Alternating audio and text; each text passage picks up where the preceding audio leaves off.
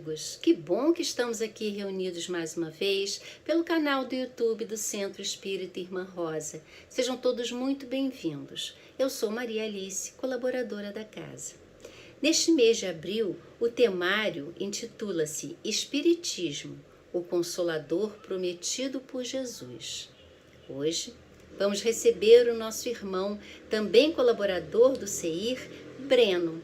Breno abordará um tema cujo título é O Livre-Arbítrio como Instrumento de Felicidade. Antes, porém, vamos ler a nossa página edificante e fazer a nossa prece inicial. A página escolhida de hoje é do livro Alma e Coração, de Francisco Cândido Xavier, pelo Espírito Emmanuel. O item número 59, intitulado Em torno da virtude.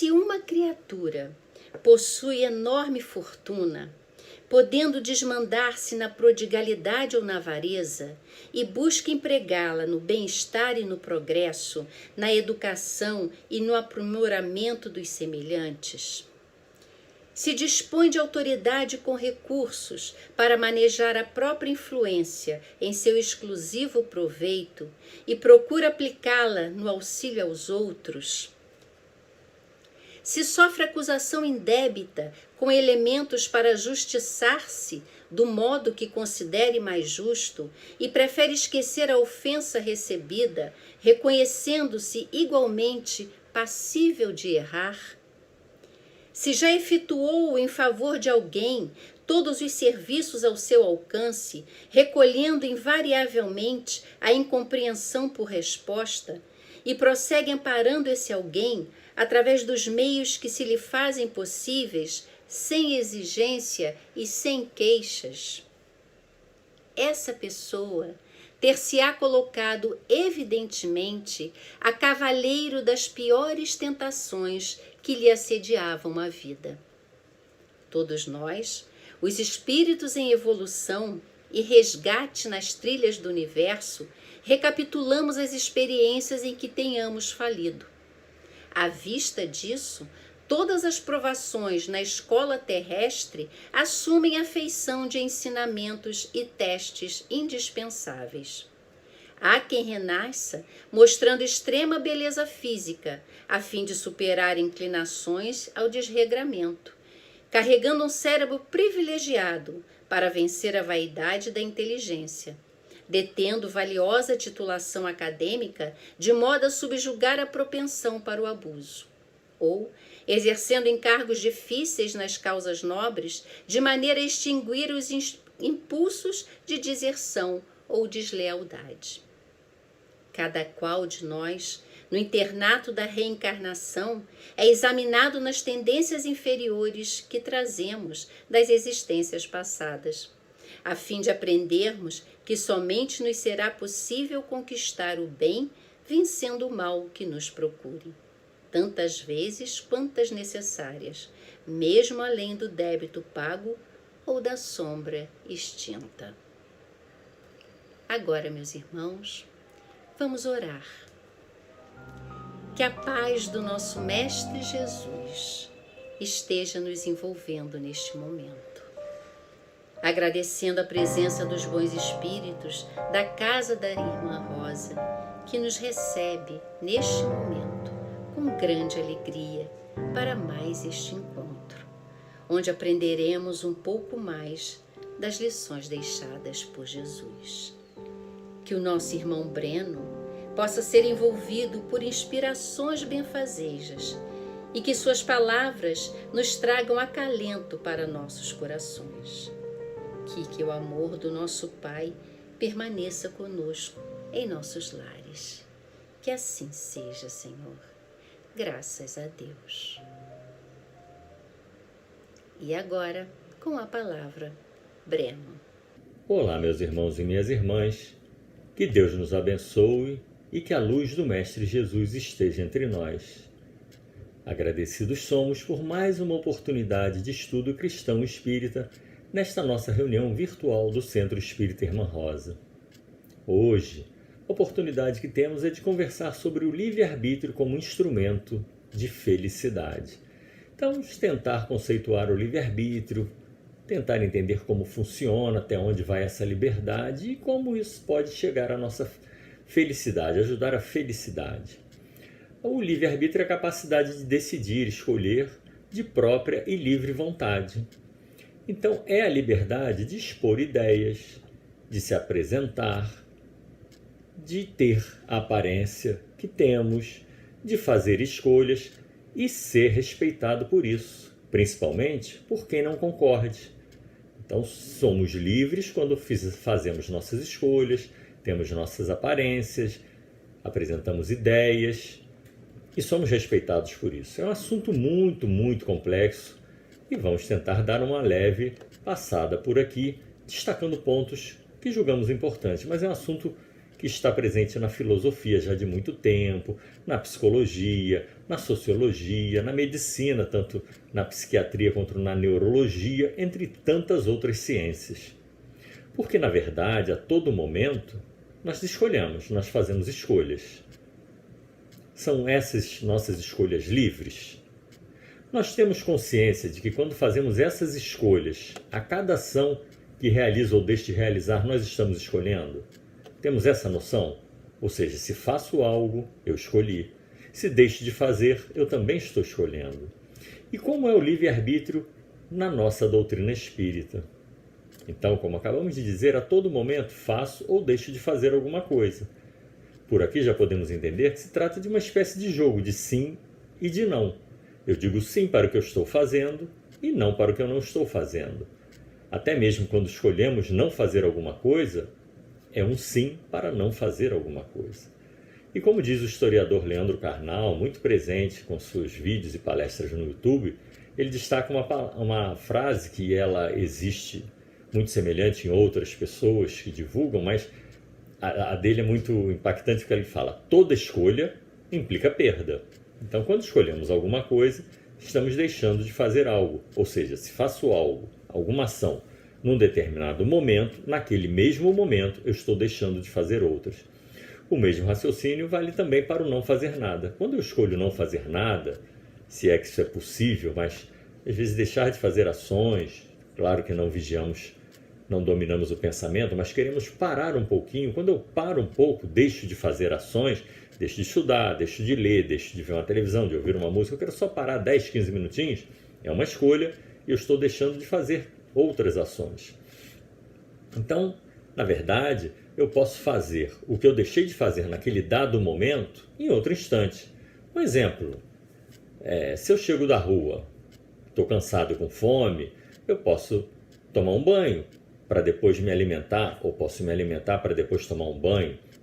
Enquanto eu estou tomando banho, não é muito comum, né? Não estou me alimentando. E quando estou me alimentando, não estou tomando banho. Então, eu estou escolhendo sim para algo e não para outro.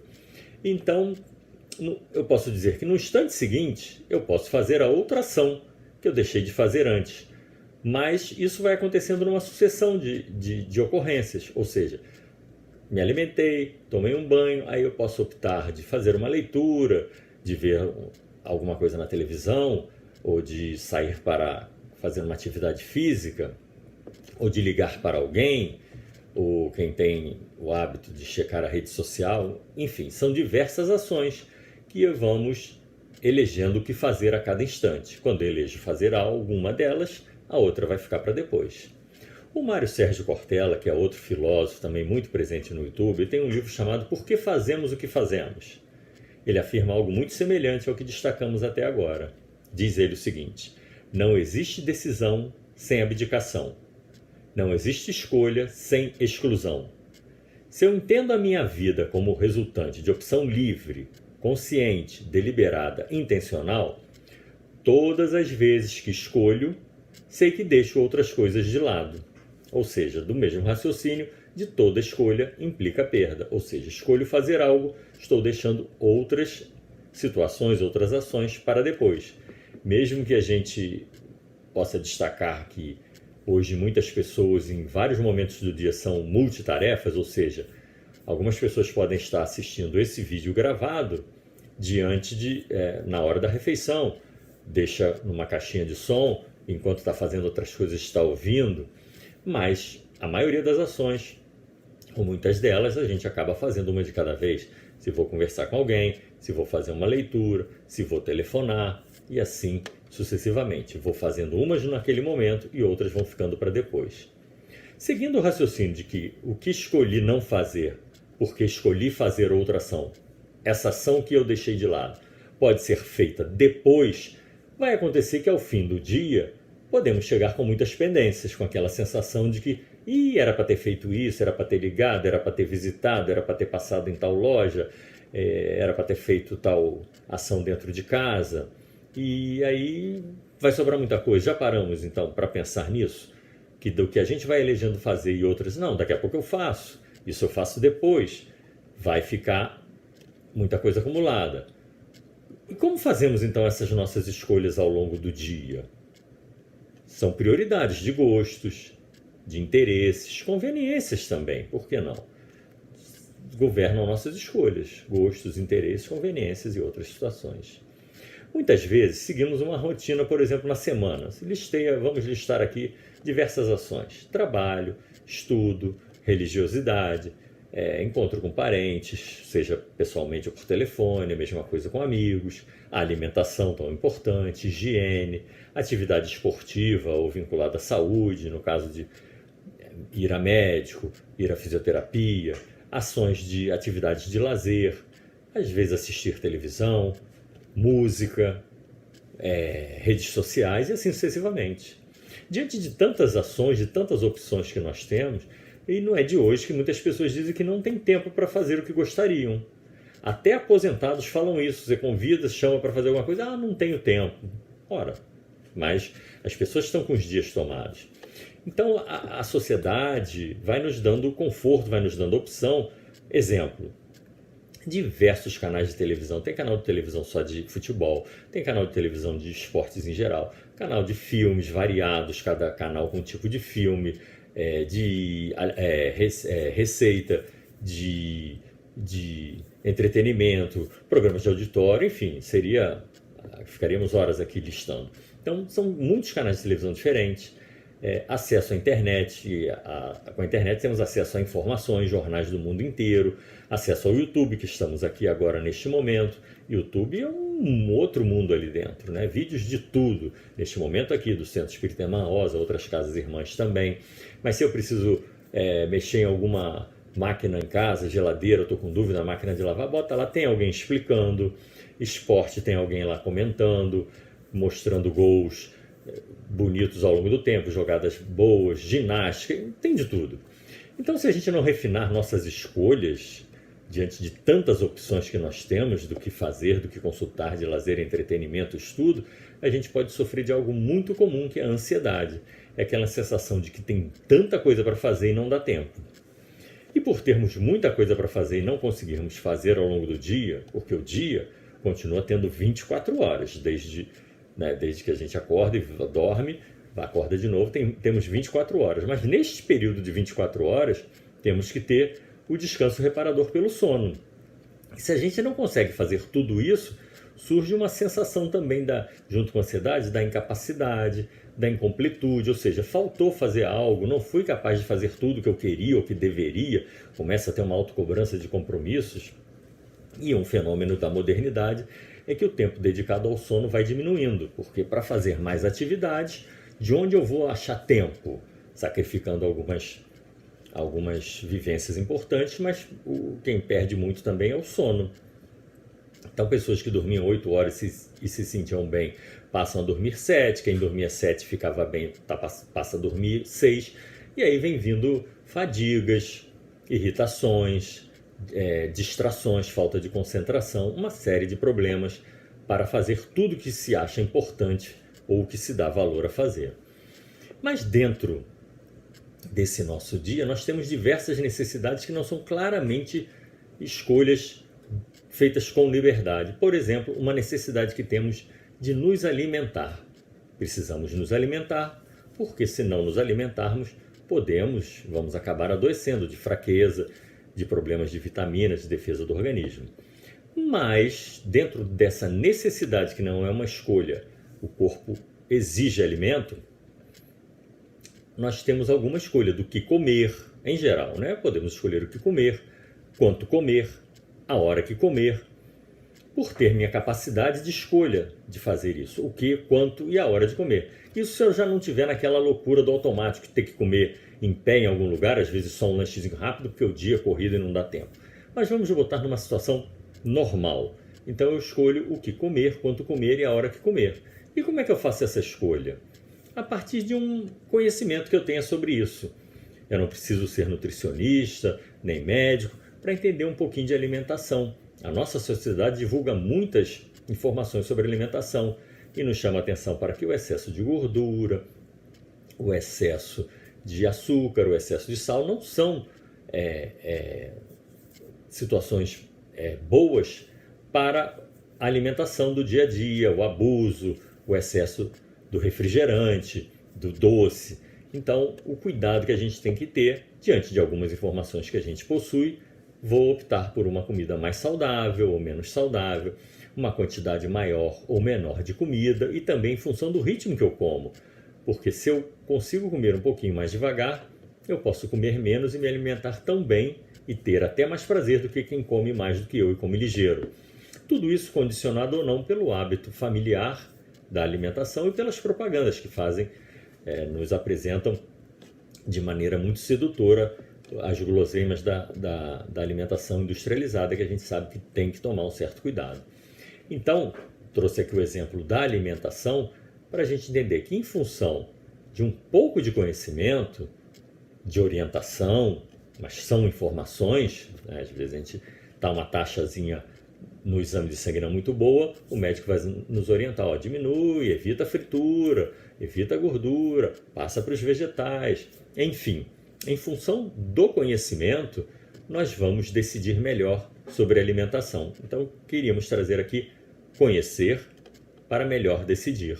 Então, eu já não vou ficar decidindo mais por impulso, o que me vem primeiro ao pensamento, ou simplesmente um desejo impensado de querer comer algo. Pode ser até que aconteça, nesse exemplo da alimentação, você se permitir comer algo que te lembre a infância, de quando ia num determinado lugar, ou algo simplesmente que te dê um prazer diferente do que você está acostumado a comer, mas que não seja o abuso, porque você tem a informação de que não deve abusar do açúcar, do sal e da gordura.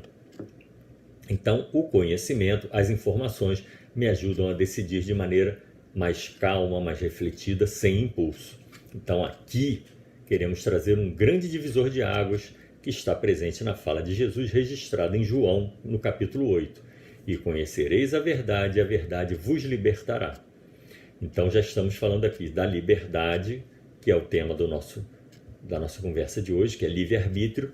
E se essa verdade vai nos libertar, a liberdade vai nos aproximar então da felicidade. Vamos continuar desenvolvendo para ver como a gente vai chegar lá. Então, a partir do conhecimento de que eu sou um ser espiritual, a doutrina espírita é riquíssima nisso e nos ajuda muito. Eu sou um ser essencialmente espiritual, momentaneamente na carne, para o meu desenvolvimento. Então, esse conhecimento eu desenvolvo a minha consciência, passo a ter uma percepção de quem eu sou. Eu sou um espírito, uma individualidade reencarnada neste momento, nesta situação, um pequenino espírito num todo, junto com muitos outros espíritos também encarnados para a melhoria, e a percepção não só do todo, como das suas partes, ou seja, do outro. Eu sou um e aqueles que estão à minha volta ou que passam por mim são outro. Então, inicialmente, percebemos o outro e respeitamos. Deve existir, para isso, uma atenção, para que a gente não entre numa indiferença automática, ou seja, cheio de gente na rua, as pessoas me atrapalham, o trânsito me atrapalha, porque é muita gente. Mas todos os que estão ali são o outro, são o meu próximo. E devemos ter muita atenção, porque o próximo, a todo instante, está ao nosso lado. Tentando explicar onde está o outro e quem é o nosso próximo, que tanto se fala de fazer bem ao próximo, né? Começando pelo lar, ali estão os próximos mais perto de nós, debaixo do mesmo teto, na nossa pequenina família. Expandindo um pouco mais na família como um todo, naqueles que não habitam sob o mesmo teto que nós, mas que nos encontramos em alguns aniversários, festividades, e nos visitamos eventualmente. Esses são também os nossos próximos. Os vizinhos do prédio ou das casas próximas, ou de quem mora no campo, mesmo com a casinha mais distante da outra, ali também tem o nosso próximo.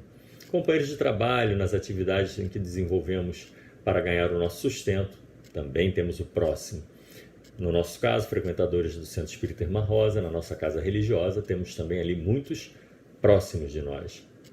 Quando saímos à rua, no comércio, no caminho pela rua, no trânsito, numa ida ao médico, numa ida a uma atividade física, passamos por muitos irmãos, são próximos. Então, onde queremos chegar? Que em todos os lugares haverá um irmão nosso, um ser humano, que é o nosso próximo. Ele está em toda a humanidade, ele é toda a humanidade.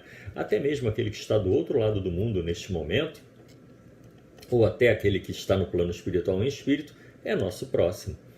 E é o desenvolvimento do amor, do verdadeiro amor, que fará com que façamos aos outros o que gostaríamos que nos fosse feito. Esse não é o resumo de tudo? Fazer ao outro o que gostaríamos que nos fosse feito.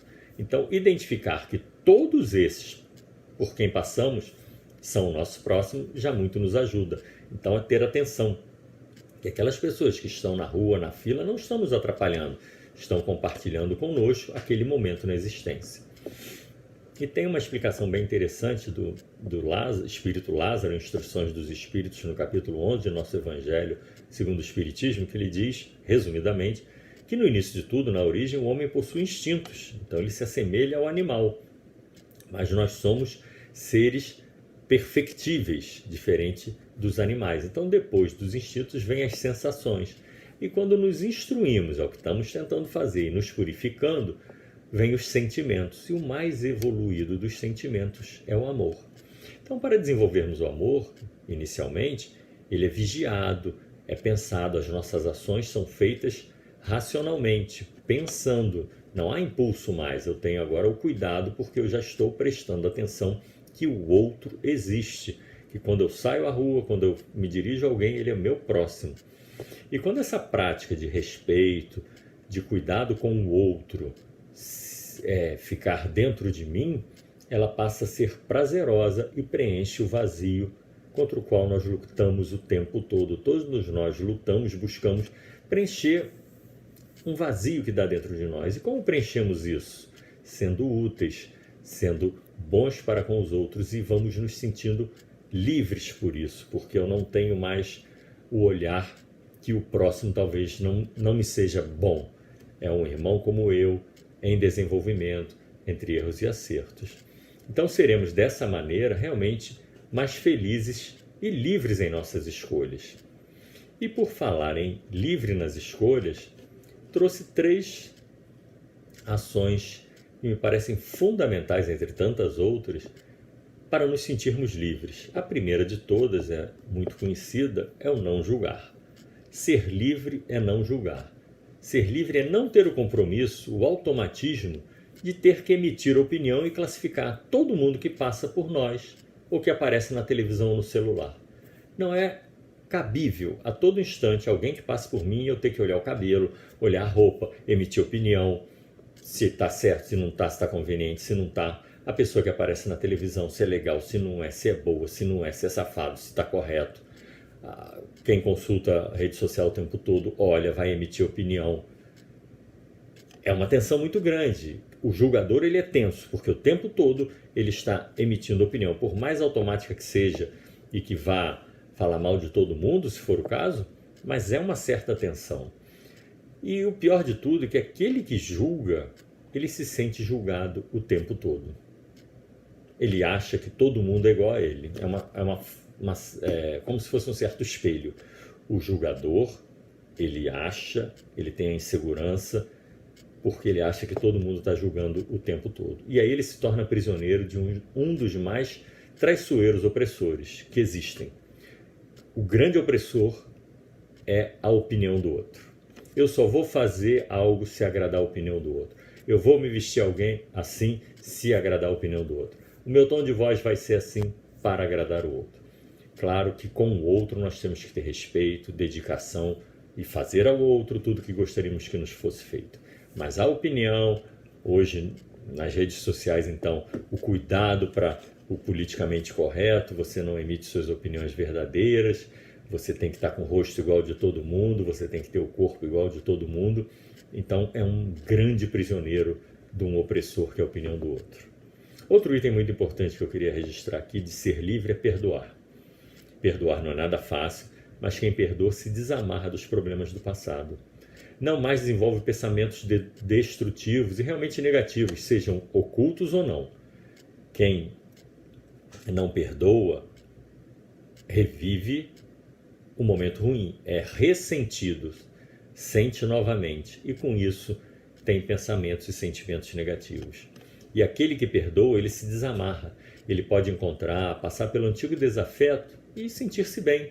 Não vai ter aquele negócio, tem que me desviar, lá vem fulano, que é isso, é aquilo. Não, quem perdoou está livre, livrou-se da amarra.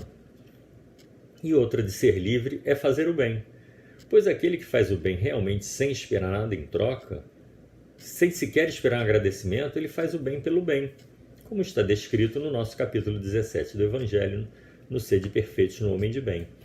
Uma das características do homem de bem é fazer o bem pelo bem, ou seja, você não é prisioneiro, você é livre. Se você ajudou alguém, você não quer sequer agradecimento. Se você deu um presentinho para alguém, você não espera agradecimento, porque se você esperar agradecimento, você não é livre.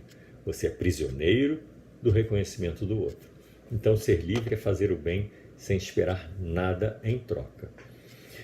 Mas como se somos seres sociais, em sociedade, estamos sempre em contato com os outros. Aí algumas pessoas podem dizer assim, então não há... A liberdade não é assim, pois não podemos fazer o que queremos, a hora que queremos, no momento. Qualquer momento, porque tem sempre um outro lá. As questões 825, 826 e 827 do Livro dos Espíritos nos dão uma abordagem sobre isso, dizendo que a liberdade absoluta só dormita no deserto, aquele que está isolado de todo mundo. Mas o desenvolvimento da consciência nos torna espíritos melhores.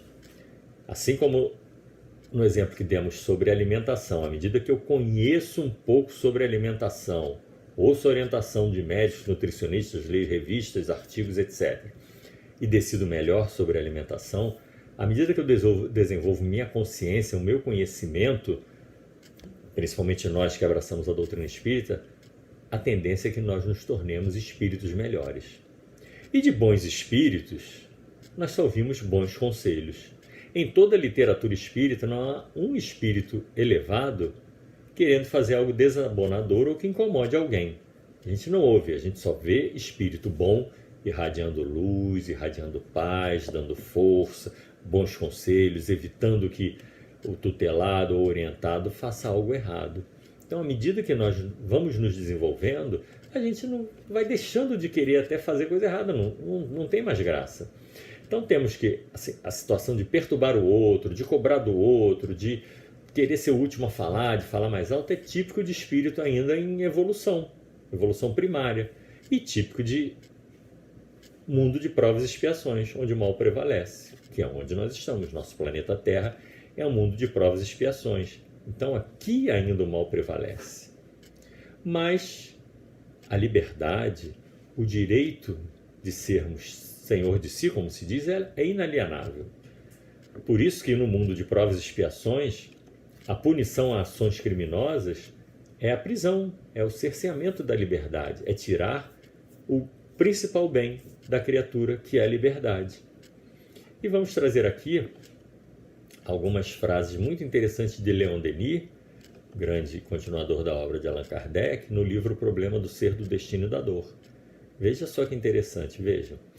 A liberdade e a responsabilidade são correlativas.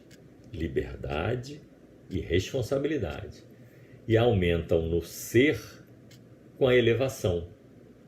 Ou seja, à medida que eu me elevo, que eu me desenvolvo, eu me torno mais livre. Mas não livre para sair fazendo o que eu quero. Não é essa liberdade de sair gritando, de sair fazendo coisas translocadas. Não é isso.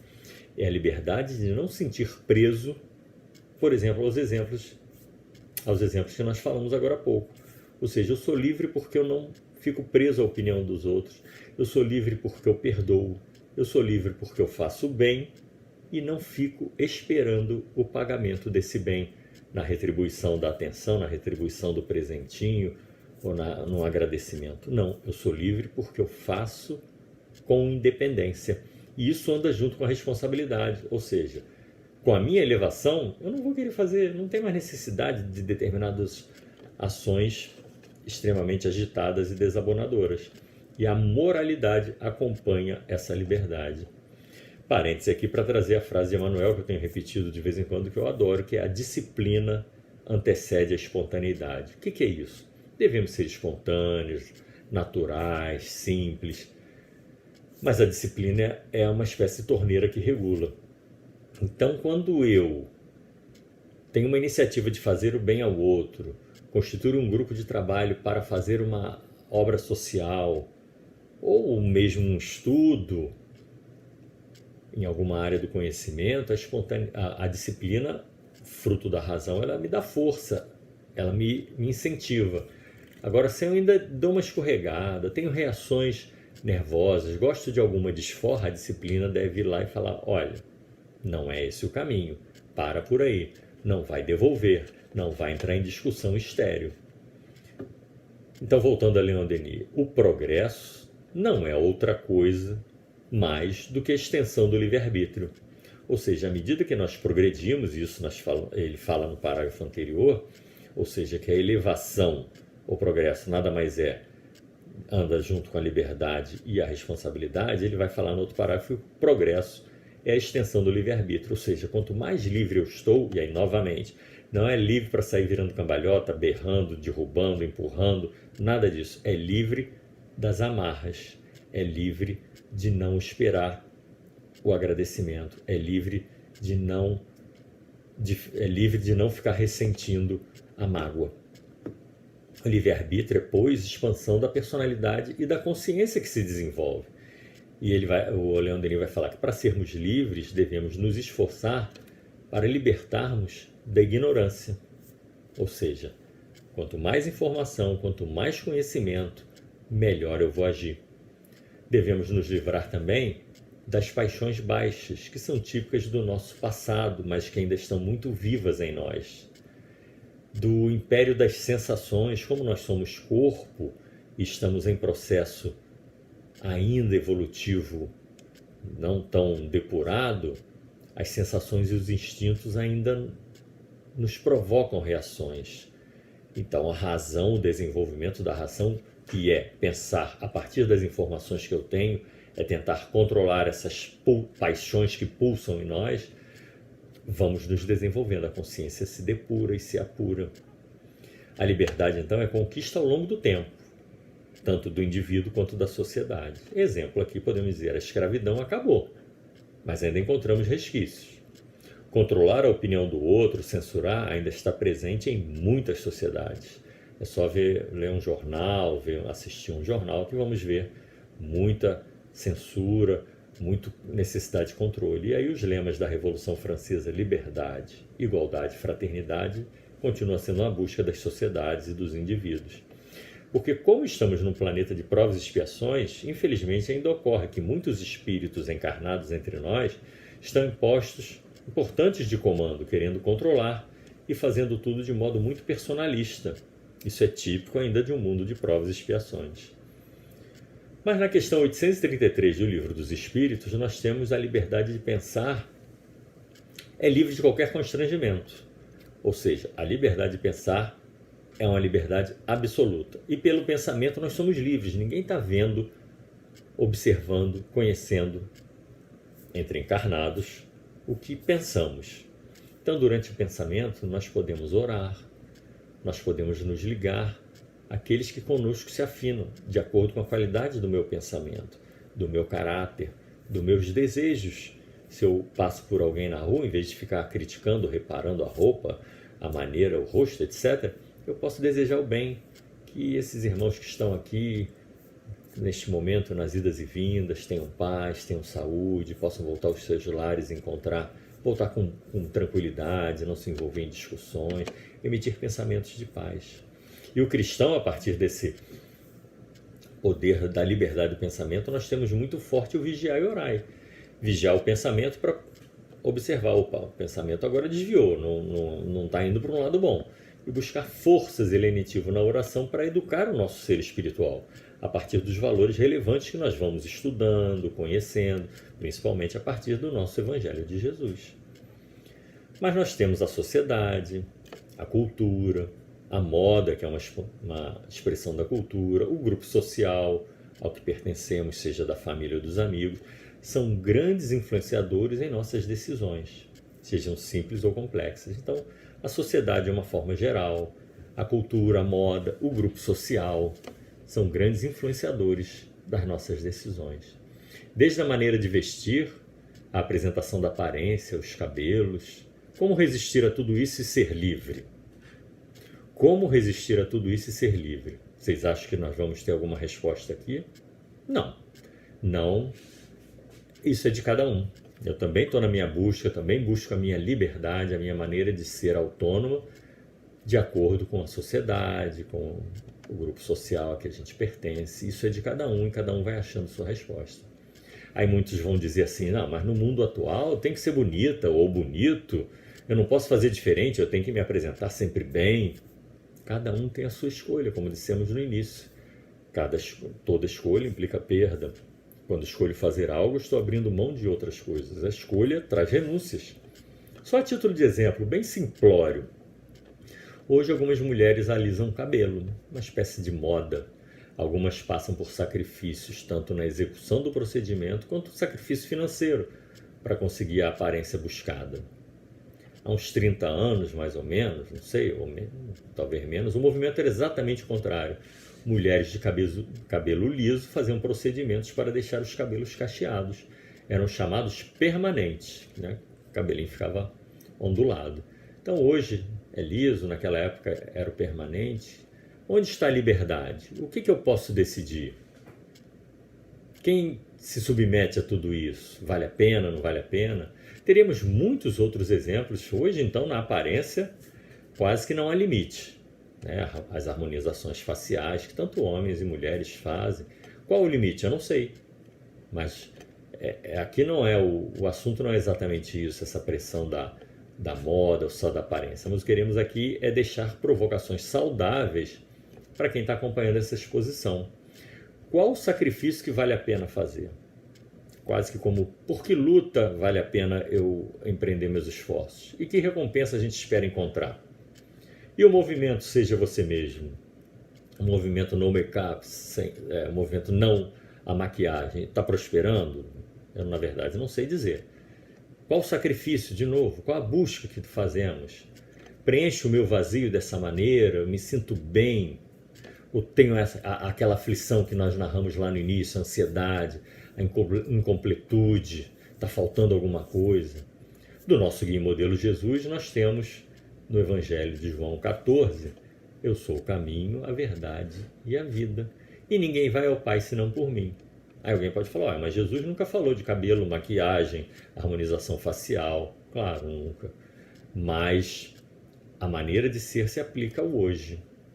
E a nossa doutrina espírita nos fala da simplicidade, da posse do necessário, etc.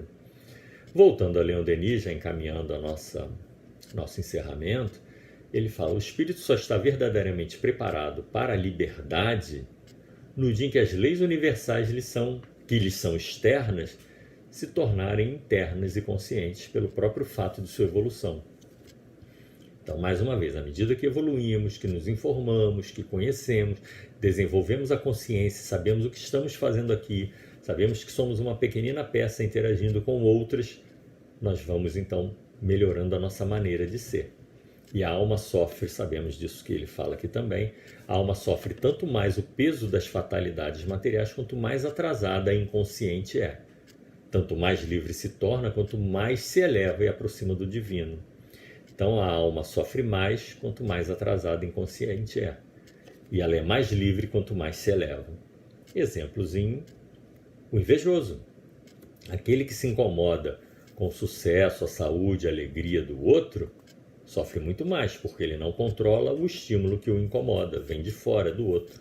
O ciumento, que quer as coisas só para si ou que não quer partilhar amigos, ele sofre simplesmente pelas situações contra as quais ele não tem controle.